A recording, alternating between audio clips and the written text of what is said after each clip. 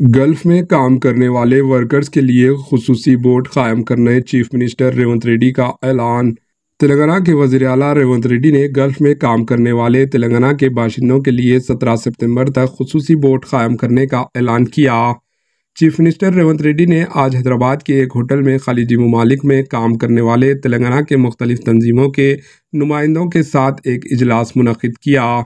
इस मौके पर खिताब करते हुए इन्होंने कहा कि खलीजी ममालिक रवाना करने वाले एजेंट्स को अकाउंटेबल बनाने के लिए एक एजेंटों के कानूनी हैसियत दी जाएगी ताकि इनके ज़रिए ही तेलंगाना के वर्कर्स बैरूनी ममालिक जा सकें और बैरूनी ममालिक जाने वाले वर्कर्स को एक हफ्ते तक तरबियत फराहम करने वाले एक इदारे भी होना चाहिए।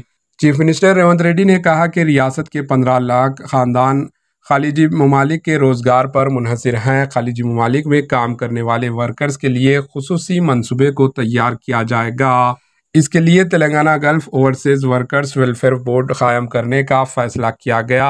इन्होंने कहा कि खलीजी ममालिक के वर्कर्स की इमदाद के लिए प्रजा भवन में खुसूसी दफ्तर कायम किया जाएगा और एक सीनियर IAS ओहदेदार की क़ियादत में एक खुसूसी बोर्ड भी कायम किया जाएगा।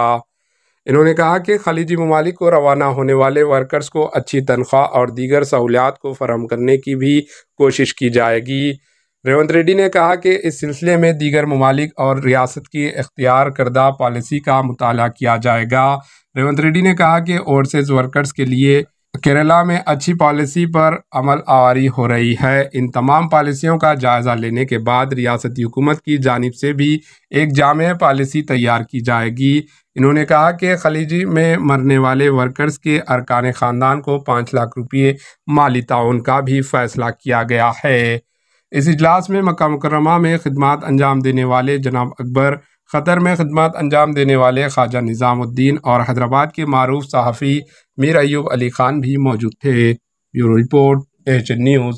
ఒక IAS ఆఫీసరే కాకుండా ఆయన కింద ఒక 10 to 5 ఆఫీస్ ఫంక్షన్ చేసేటట్టు ఎవరొచ్చినా వాళ్ళని కూర్చోబెట్టి ఏం సంగతి, ఎక్కడికి వెళ్ళాలనుకుంటున్నాం, ఏమనుకుంటున్నాం, నీకు పాస్పోర్ట్ కావాలన్నా పాస్పోర్ట్ కూడా అక్కడ ఒక కౌంటర్ ఇచ్చి పాస్పోర్ట్ అప్లికేషన్ నుంచి దాంట్లో ఏం వివరాలు పొందుపరచాలనో కూడా మీకు అసిస్ట్ చేయడానికి ఒక వ్యవస్థను ఏర్పాటు చేయాలనుకుంటున్నాము.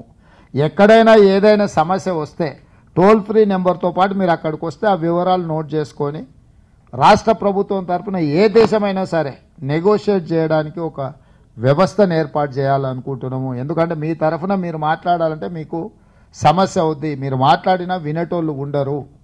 కానీ అదే ఒక రాష్ట్ర ప్రభుత్వమే ఆ దేశంతోని లేకపోతే ఆ ఎంబసీతోని లేకపోతే ఆ సంస్థతోని మాట్లాడడానికి దిగితే సగం సమస్యలు ఆటోమేటిక్గా పరిష్కారం అయిపోతాయి. అట్లాంటి వ్యవస్థను కూడా పకడ్బందీగా మన రాష్ట్ర ప్రభుత్వం ఏర్పాటు చేస్తుంది. తప్పకుండా సెప్టెంబర్ 17 లోపల ఈ వ్యవస్థనంతా పకడ్బందీగా ఏర్పాటు చేసే బాధ్యత నేను తీసుకుంటా అని చెప్పి ఈ సందర్భంగా మీకు అందరికీ నేను మాట ఇస్తున్నాను. అదేవిధంగా ఈ సమస్యలు ఒక రాష్ట్ర ప్రభుత్వం పరిధిలోనే కాదు, విదేశాంగ విధానం కూడుకున్న విషయం ఇది. అంటే రాష్ట్ర ప్రభుత్వ పరిధిలో కొన్ని ఉంటే కేంద్ర ప్రభుత్వ పరిధి. AHN न्यूज़ को लाइक करें, शेयर करें और सब्सक्राइब करना ना भूलें।